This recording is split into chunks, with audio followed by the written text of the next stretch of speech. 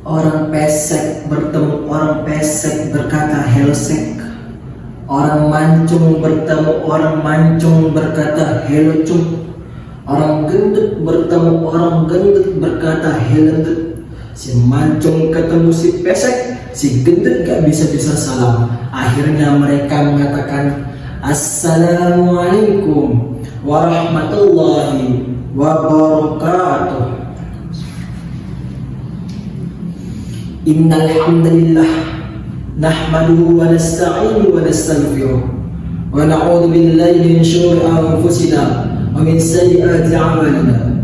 May yahdihillahu fala mudilla lahu wa may yudlilhu fala hadiya lahu. Asyhadu an la ilaha illallah wahdahu la syarika lahu wa asyhadu anna sayyidana wa maulana Muhammadan 'abduhu wa rasuluh.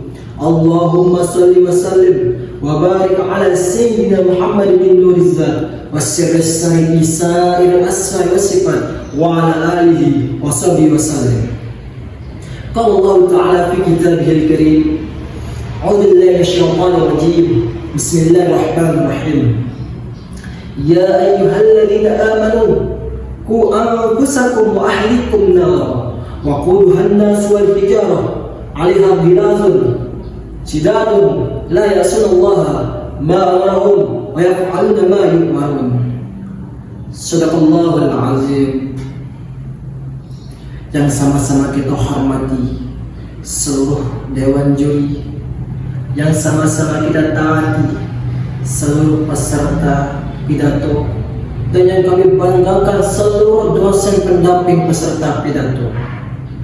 Hadirin dan hadirat yang dirahmati Allah. Dan pertama-tama mari kita panjatkan puji syukur kepada Allah Subhanahu wa taala yang telah memberikan kita berbagai macam nikmat yang tidak dapat kita hitung banyaknya. Seandainya daun pohon yang ada di dunia ini sebagai lembaran, air laut menjadi tinta, batang pohon sebagai batang untuk menulis rahmat nikmat yang Allah berikan kepada kita, niscaya dapat kita hitung banyaknya. Mari kita bersyukur kepada Allah Subhanahu wa taala dengan mengucapkan kalimatul hamdalah sebagai rasa syukur kita dengan ucapan alhamdulillahirabbil alamin. Kenapa saya mengajak kita semua untuk mengucapkan kalimatul hamdalah sebagai rasa syukur kita kepada Allah? Karena Allah Subhanahu wa taala berfirman dalam Al-Qur'an, la in syakartum la azidannakum wa la in kafartum inna 'adzabi lasyadid. Jika engkau bersyukur atas nikmat yang telah aku berikan, kata Allah, la azidannakum, niscaya aku akan tambahkan. Wala in kafartum, tapi jika kalian ingkar, jika kalian kufur atas nikmat yang telah aku berikan, kata Allah, inna 'adzabi lasyadid, sungguhnya azabku sangatlah pedih. Hadirin dan hadirat yang dirahmati Allah. Yang kedua kalinya, sholawat beriringkan salam kepada sang pelopor dunia, sang jenderal tanpa dasi, yakni Habibana wa Nabiyana Muhammad sallallahu alaihi wasallam. Karena berkat jasa beliaulah kita bisa mengenal mana yang hak dan mana yang batil, mana yang halal dan mana yang haram, mana jalan menuju surga dan mana jalan menuju neraka. Mari kita bersoal kepada beliau dengan ucapan Allahumma sholli ala sayyidina Muhammad wa ala ali sayyidina Muhammad. Mudah-mudahan kita semua mendapatkan syafaat, kita mendapatkan pertolongan, kita mendapatkan bantuan kelak di yaumil qiyamah. Amin ya rabbal alamin. Salah satu ulama mengatakan dalam kitab Tangkihul Qaul dalam bab padilah baca sholawat dijelaskan, man shalla alayya sholatan wahidatan, barang siapa yang bersolawat kepadaku karena Nabi 1 kali solawat, sallallahu alaihi wasallam, Allah akan bersolawat kepadanya 10 kali solawat. Wa man shalla alaihi asran, barang siapa yang bersolawat kepada Nabi 10 kali solawat, sallallahu alaihi wasallam, Allah akan bersolawat kepadanya 100 kali solawat. Wa man shalla alaihi mi'atan, barang siapa yang bersolawat kepada Nabi 100 kali solawat, sallallahu alaihi wasallam, maka Allah akan bersolawat kepadanya 1000 kali solawat. Wa man shalla alaihi alfan, Dan barang siapa yang bersolawat kepada Nabi 1000 kali solawat, lam tamassunna, maka haram jasadnya, haram badannya disentuh oleh api neraka. Hadirat yang dimiliki Allah, itu merupakan fadilah, itu merupakan kelebihan yang diberikan kepada orang yang sering membaca selawat. Bahkan gak cuma manusia, binatang, hewan, Tuhan yang bersolawat kepada Nabi, akan tapi Allah dan para malaikatnya bersolawat kepada Nabi Muhammad SAW. Perlu kita ketahui, jika Allah Subhanahu wa Ta'ala bersolawat kepada Nabi dinamakan dengan rahmat. Jika malaikat bersolawat kepada Nabi dinamakan dengan maghfirah. Sedangkan kalau manusia bersolawat kepada Nabi dinamakan dengan doa.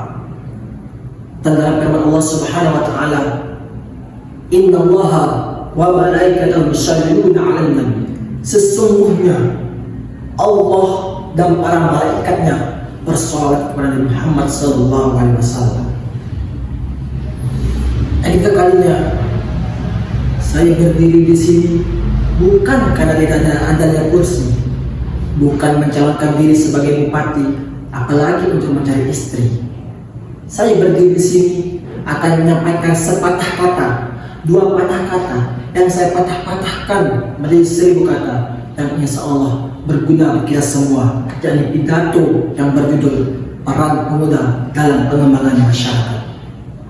Hadirin hadirat yang dirahmati Allah, berbicara tentang generasi muda, salah satu ulama mengatakan pemuda itu ibarat air. Kenapa demikian? Pemuda diibaratkan air karena sejatinya air adalah sumber kehidupan kita semua, baik manusia, tumbuhan, hewan, dan lain sebagainya. Apabila di suatu tempat tidak terdapat air, maka dipastikan tempat tersebut tidak akan mau ditempati, tidak akan mau ditunggu oleh orang. Dan sebaliknya, apabila tempat tersebut terdapat air, apabila daerah tersebut terdapat air, maka dipastikan tempat tersebut, daerah tersebut akan ditempati oleh orang banyak.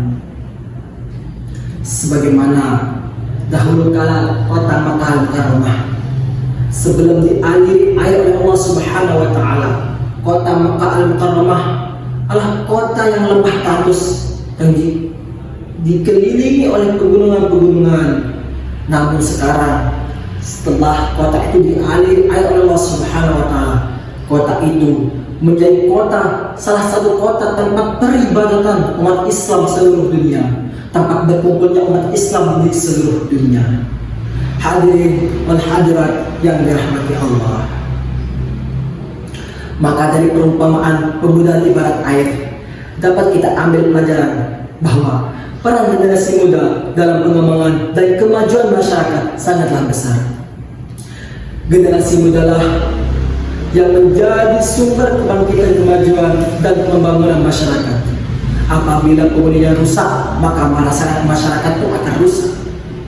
Apabila pemudanya benar, maka masyarakat pun akan benar. Hadirin wal hadirat yang dirahmati Allah, pengembangan masyarakat dimulai apabila para pemuda yang benar dalam arti paham dan taat akan masyarakat dan agamanya, sopan santun, pintar dalam menyikapi masalah, dan lain sebagainya. Dan pada masa sekarang ini, umat Islam dirusak pemudanya oleh orang-orang barat, bukan lagi dengan barang yang melukai fisik, tapi orang barat melukai, mematikan pemuda Islam dengan cara telepon, melalui televisi, internet, dan lain sebagainya. Maka sekarang umat Islam sudah hancur beberapa sebagian. Dalam Quran surah Al-Baqarah dan Al-Quran surah At-Tahrim, Allah Subhanahu wa Ta'ala menjelaskan dalam Al-Quran surah At-Tahrim ayat 6, Ya ayyuhalladzina amanu qu anfusakum wa ahlikum nar wa qudha an-nas wal hijarah 'alaiha malaikatun gizadun shidadun la ya'sunallaha ma amarahum wa yaf'aluna ma yu'marun.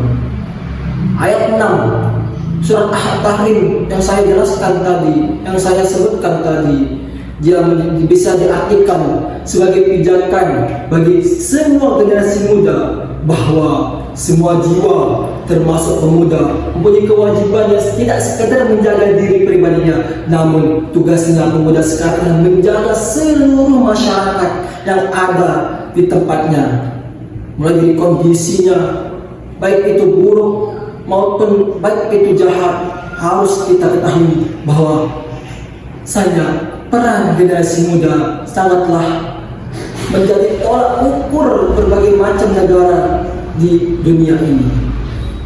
Lagi sekali, karena jika pemudanya baik, maka masyarakat pun akan baik. Mungkin hanya ini yang bisa saya sampaikan. Mohon maaf atas segala kekurangannya. Wallahul muwaffiq ila aqwamit thoriq. Assalamualaikum warahmatullahi wabarakatuh.